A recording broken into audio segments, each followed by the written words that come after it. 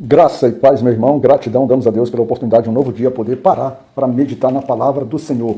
Hoje, 25 de fevereiro de 2025, a nossa meditação irá seguir pelo segundo livro das Crônicas, capítulo 12, e o nosso versículo de trabalho será o versículo 8, e nele nós temos registrado: porém, serão seus servos, para que conheçam a diferença da minha servidão e da servidão dos reinos da terra. Inicialmente, a gente deixa claro que aqui, essa história, nós temos um devocional paralelo lá no capítulo 14 do livro de 1 Reis. É só você voltar aí a nossa playlist, né? Se tiver interesse, e acompanhar. Ou, muito melhor do que você voltar a nossa playlist, é você pegar a Bíblia diretamente lá no livro de 1 Reis, capítulo 14, e também no livro de 2 Crônicas, capítulo 12, e você lê os dois paralelos que você vai conseguir perceber. E aí, se achar interessante, também vai lá no devocional, né? Se você acha que possa ser produtivo, né? E que possa ser edificante para a tua vida. Dito isso, a gente vai e comenta. A gente tem aqui claramente uma situação em que pessoas serão servos de pessoas. E interessante, por quê? Porque essas pessoas antigamente eram servas do Senhor. Então você vai sair da posição de servo do Senhor, como diríamos, escravos do Senhor, para ser agora servos ou escravos dos homens. E Deus quer estabelecer isso aqui com muita clareza, porque é para que a pessoa ela possa, na sua meditação e na sua conclusão da sua experiência, do sofrimento que deve se estabelecer, das suas angústias que devem ser aumentadas, né? Porque agora serão angústias e sofrimentos baseados no comportamento humano. E não será resultado de angústia e de sofrimento de alguém que serve o Senhor e é perseguido por servir o Senhor. Não, é pelo simples prazer, pelas ações humanas, pelo resultado da nossa conduta humana, do movimento humano. E aí, o Senhor, ele deixa muito claro sobre isso. E o interessante é como esse povo, que é o povo de Judá, né, a nação de Judá, governada por Roboão, ela chega a esse patamar. Logo no versículo 1, né, no versículo 1 do capítulo 12, ele diz assim: sucedeu, pois, que havendo Roboão confirmado o reino e havendo-se fortalecido, deixou a lei do Senhor e com ele todo Israel. Ou seja, a gente vê lá do capítulo anterior do devocional, que é o devocional de ontem, lá o capítulo 11, a gente viu que houve a separação e que Deus não permitiu, né, e que Deus não permitiu que as tribos de Judá, as duas tribos, se levantasse contra as 10 tribos, ou seja, que Roboão não se levantasse contra aquele que ele entendia estava usurpando o trono, né, ou o reino, levando as outras 10 tribos, que era Jeroboão. Porque ele despreza que Salomão, já desde o tempo de Jeroboão, havia recebido pelo profeta Aías a determinação que se reinaria sobre as 10 tribos, né, Jeroboão já era perseguido por Salomão, para quê? Para que essa vontade do Senhor não se cumprisse. Basicamente é isso. E na posição de Roboão, isso acabou se concretizando, porque também assim havia sido determinado pelo Senhor, que não faria isso no reinado de Salomão, mas que no seu filho haveria essa divisão. Então, ele parecia não entender isso. Mas só que no primeiro momento, quando ele tenta sair para a guerra, como nós falamos ontem, o quê? Ele ouve a palavra do Senhor.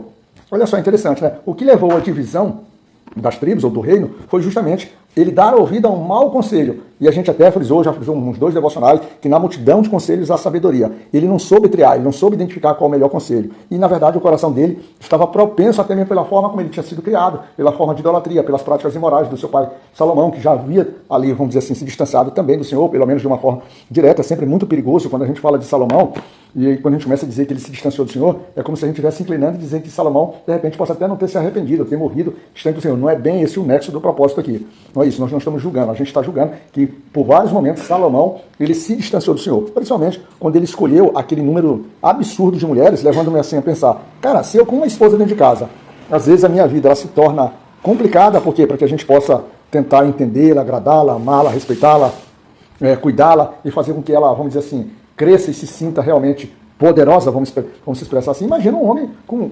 inúmeras, incontáveis mulheres como Salomão teve. Então, o que a gente está frisando é desse jeito. Então, Roboão, ele tinha vamos dizer assim, esses ensinamentos, ele tinha esse direcionamento aí. Mas só que, inacreditavelmente, ele escuta ali o propósito do Senhor, né, e não se levanta, ele escuta o profeta Semaías, né, que foi enviado pelo Senhor, e não se coloca em guerra contra seus irmãos, como está estabelecido lá no 11. E o interessante de tudo isso é que essa atitude de Roboão traz o quê? Um resultado promissor, um resultado agradável para ele. Porque nesse versículo 1, como nós tínhamos visto, ele diz assim que ele havia o quê? Confirmado ao reino, ele tinha sido fortalecido, ele estava prosperando.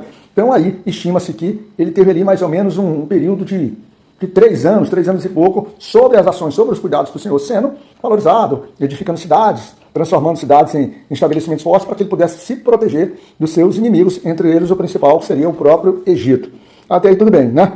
Mas como o homem ele é sempre teimoso e ele não consegue se ater àquilo que o Senhor diz, que é andar nos estatutos do Senhor, cumprir os seus mandamentos, ser obediente, Roboão assim também não fez. E aí, se a gente der um mergulho lá no capítulo 14 de 1 Reis, capítulo 14 de 1 Reis, a gente pode ter uma noção do que foi que fez Roboão. Porque nas palavras do Senhor, né? Nas palavras do Senhor, Roboão, ele fez o que era mal ao Senhor. A gente encontra essa informação lá no versículo 22 do capítulo 14, quando ele diz assim, e fez Judá o que era mal aos olhos do Senhor, e o provocaram a zelo, mais do que todos os seus pais fizeram com os seus pecados que cometeram. Ou seja, a gente usa a figura de Roboão como a figura do líder, a figura do rei, a figura daquele que conduz o seu povo, que conduz a sua casa. É como o pai que leva a sua casa à perdição, a sua casa, quando eu falo a sua esposa, os seus filhos e todo mundo a se rebelar contra o Senhor. Então, aqui ele estabelece. E aqui ele vai trazer uma série de atos, né? Uma série de atos que, vamos dizer assim, que desagradaram o Senhor. Idolatria, imoralidade. Então, muita coisa ele foi fazendo aqui. Várias abominações. Né? Tudo ele vai fazendo aqui e isso vai desagradando o Senhor, até que o Senhor perde completamente a paciência. E nesse perder a paciência, o Senhor faz o quê? Traz a sua justiça sobre o reino de Judá, sobre Roboão. E como ele faz isso? Ele levanta justamente inimigos, como ele estava se protegendo, ele estava se fortalecendo para poder resistir a esses inimigos, mas ele não resiste. E aparece para se levantar contra Roboão, Sisaque, rei do Egito, que entra e simplesmente domina total. Ele chega, ele avança sobre o reino de Judá, ele conquista, toma todas as cidades fortes que tinham sido estabelecidas. Ou seja, a força de Roboão se tornou muito pequena, porque quando Sisaque vem, ele vem com mais de 60 mil homens, 60 mil cavaleiros, e a Bíblia diz assim, ó, mais especificamente, lá no versículo 3, com 1.200 carros e com 60 mil cavaleiros, e era inumerável a gente que vinha com ele do Egito, tanto de líbios como de suquitas e etíopes, ou seja, Roboão não tinha a mínima possibilidade de resistir contra aquele exército do Egito, porque ele não tinha o seu principal comandante, ele não tinha aquele que lhe dava força, que lhe sustentaria, que era o Senhor da batalha, o Senhor dos exércitos. Ele não tinha o Senhor do seu lado. E a Bíblia estabelece que isso era porque ele tinha, em algumas versões, transgredido as ordens do Senhor, ou outras, como muito claramente diz que ele tinha o quê? Sido infiel, tanto ele quanto o povo. E é essa situação que temos ali. Até que parece novamente aquele profeta Semaías, que havia, vamos dizer assim, levado o dito do Senhor para Roboão, quando disse, olha, vocês não devem se levantar contra as tribos, as 10 tribos, porque ali foi o próprio Deus que se manifestou ali, foi a própria vontade, eles foram apenas instrumentos, e às vezes nós somos isso. E é importante sempre a gente ter em mente que isso que foi estabelecido, essa divisão, foi a vontade do Senhor. Jeroboão, Roboão e todos os outros personagens envolvidos ali foram trabalhados de acordo com a vontade do Senhor, mas é claro, cada um dentro daquilo que tinha no seu coração, porque já havia o sentimento de, vamos dizer assim, de aversão àquilo que Deus estabelecia. Muito claramente é isso. E o interessante é que Semaías novamente aparece e diz assim, vós me deixaste a mim, pelo que eu também vos deixei nas mãos de Sisaque, dizendo para Roboão, olha, vocês deixaram o Senhor e o Senhor abandonou vocês também para a mão. Aí, você lembra do que diz lá em 2 Crônicas, capítulo 7, versículo 14? Você lembra disso? Você lembra, por exemplo, no tempo da pandemia, como foi repetido por inúmeras vezes, todo mundo com medo de morrer. Quando tem medo de morrer, lembra logo do Senhor, né? O que diz? Ele diz assim, se o meu povo, que se chama pelo meu nome, se humilhar e orar, e buscar a minha face, e se converter dos seus maus caminhos, então eu verei dos céus e perdoarei os seus pecados, sararei a sua terra. Nós temos então ali agora o quê? Nós temos que Roboão, junto com o povo, eles se humilham diante do Senhor. E aí o Senhor é generoso. O Senhor já tinha dito isso lá em Crônicas, já tinha estabelecido essa regra. E o Senhor, então, o quê? Ele muda os seus propósitos, ele ajusta, ele reconhece que aquele povo ali está se humilhando, e dentro desse processo de humilhação, ele diz, não, tudo bem, então eu não os destruirei, porque eles foram humildes, eles se apresentaram diante de mim, ou seja, darei para eles uma nova possibilidade, não deixarei com que Sisaque os destrua. Mas aí, entra exatamente no versículo de trabalho que nós dizemos, quando é assim, mais eles se tornarão escravos, eles se tornarão servos, ou seja, eles trabalharão, eles estarão sujeitos ao jugo do seu inimigo, do Sisaque, e aí eles conseguirão perceber o que é melhor, servir ao Senhor ou servir a homens perversos, a homens que não têm amor, a homens que não reconhecem em você o seu valor.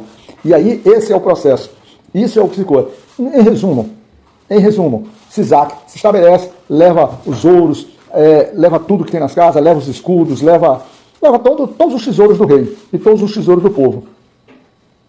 E no final, lá no versículo 12, assim, humilhando-se ele A ira do Senhor se desviou dele para que não destruísse de todo, porque ainda em Judá havia boas coisas. Ou seja, o Senhor, dentro desse processo, vivendo esse processo de humilhação, o Senhor consegue consegue identificar e consegue valorizar que mesmo no meio daquele povo que estava em pecado, daquele povo que vinha em desobediência, ainda havia coisas boas.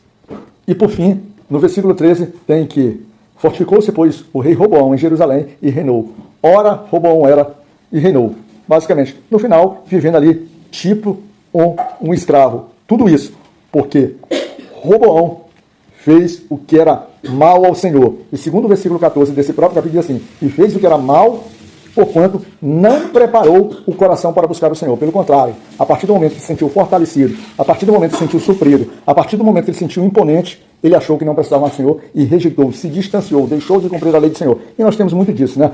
Por vezes, a gente vê que diversas famílias recebem bênçãos, né?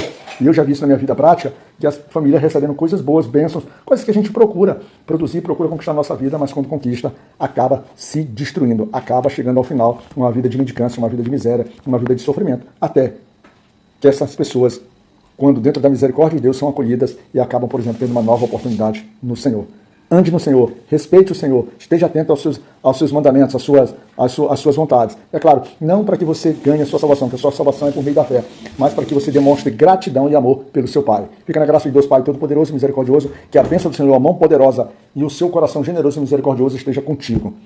E que Deus possa te cuidar, meu irmão.